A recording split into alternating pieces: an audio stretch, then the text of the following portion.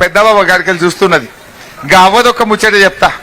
ఏమన్నారవ్వా, మన కేసీఆర్ ఉండగా 200 పెన్షన్ 2000 చేసి నీకు ఇచ్చిండా లేదా అవ్వా?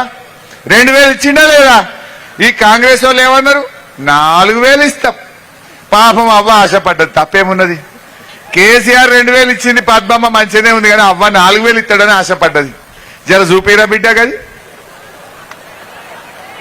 పెన్షన్ ఎంత వస్తుంది? 2000 వస్తుంది కదా అవ్వ. వచ్చే నెల నీకు 4000 నీ ఖాతాలో పడతాయి. వచ్చే నెల డిసెంబర్ 9 నాడు పెద్దమ్మ 2000 కాదు, ఇందిరమ్మ రాజ్యం వచ్చి నీకు 4000 రూపాయలు పెన్షన్ వస్తుంది. ఎవరు నడుకునే పని లేదు. ఇంతకుముందే సీన్ చెప్పి నీ మనోడు వచ్చి నీ కాళ్ళు ఎత్తుతాడు, పెట్రోల్ కు 500 1000 ఇయ్యమని. ఏమవ్వా, మన్మడి కాళ్ళు ఒత్తుతుండా? మన్మడి కాళ్ళు ఒత్తులేదు, వాడు 4000 వచ్చులేదు. ఇంకో ఘోరమైన విషయం చెప్పాలి. ఈ పుణ్యాత్ముడు 4000 మాట దేవుడెరుగు, నడిమిట్ల జనవరి నెలలో ఇచ్చే 2000 కూడా ఎగ్గొట్టిండు. ఒక నెల ఎగ్గొట్టలే.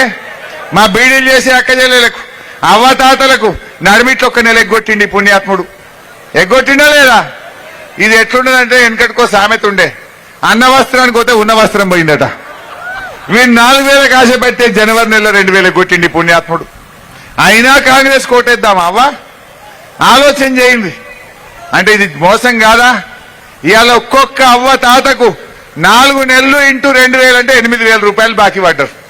ఎవడన్నా కాంగ్రెస్ వాడు ఊళ్ళకి వచ్చి మా బీడీల అక్కచెల్లెలను అవ్వ తాతను నా ఓటేయమని అడిగితే, బిడ్డ 8000 పెట్టరా, పెట్టినాకనే నీ ఓటు అని అడగాలి. అవునా కాదా?